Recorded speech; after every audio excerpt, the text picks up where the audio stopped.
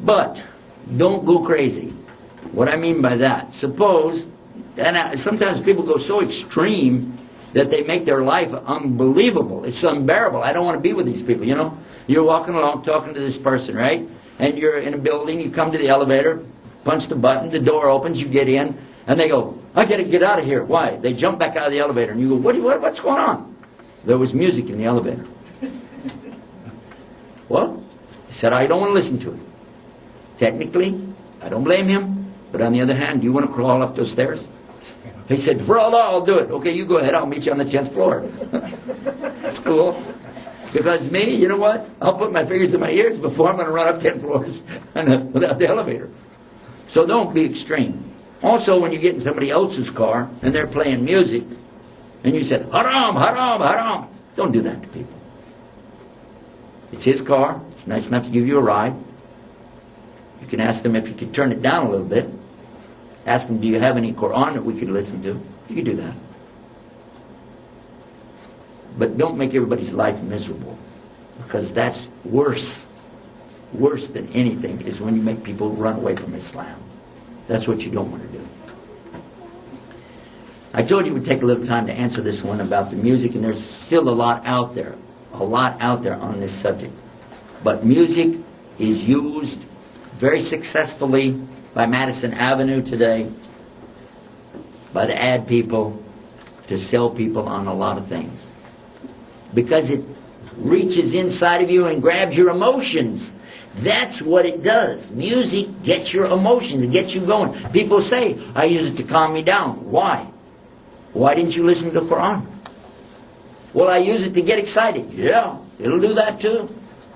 I use it when I'm angry. Yeah. Music will fit all of those things because it accents the natural emotion of a human being. And basically, if a person really gets into it enough, you can control their emotions by the songs that you play and the words that they hear. And they'll be like, ah, ah. And it's exactly what Shaitan is waiting for. Exactly. Be careful. Especially when you've been warned by the Quran, from the Hadith. This is not the worst sin in the world, okay?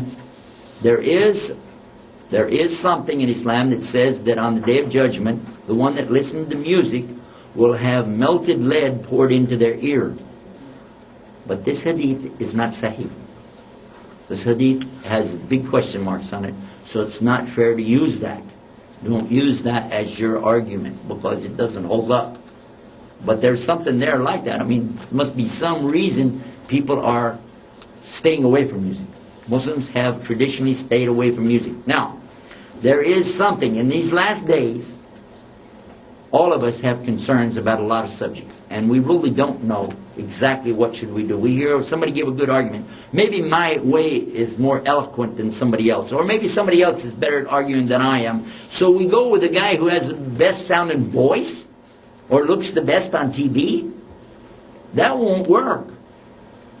It's supposed to be Quran and Sunnah, right? Only that. So how will I then know? Because I'm getting confused. I saw this guy out here, man, he is so cool. This guy is like Mr. Muslim, and he's saying it's okay. But then this guy over here, he said, not okay. What should I do? What should I do? The Prophet Muhammad, peace and blessing be upon him, told us a very beautiful general statement.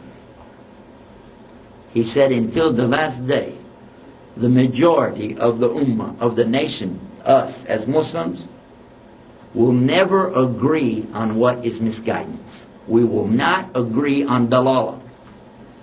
So if you find the majority of the Muslims agreeing on something, that's probably right. If you're not really sure, look at that. A majority of Muslims, when I ask the question, be honest, across the world, now I'm talking about all countries, not just South Bend, Indiana, okay? Is music haram? They say yes. Or they'll say only certain things are permitted, like nasheed. Knowing that, it makes us say, okay, let me stay away from it. One final point. There is something today, which I'm very sad to see, is people using what they call a tool to promote Islam. They call it dawah. But by the way, if it's not on the methodology or manhaj of the Prophet ﷺ, it's not acceptable to Allah. The Prophet ﷺ did not do a song and dance for people. In fact, he did not even like poetry. It was not his stick. He didn't like it. If anybody was going to use those tools, it would have been our Prophet ﷺ. But he didn't use that. So when you people say that, oh, well, this helps Islam. No, it doesn't. Allah gave you everything you needed for Islam. And you have people who are doing what they call rapping for Islam. It's wrong. You got people out here that have these rap groups. They say this is okay to do this.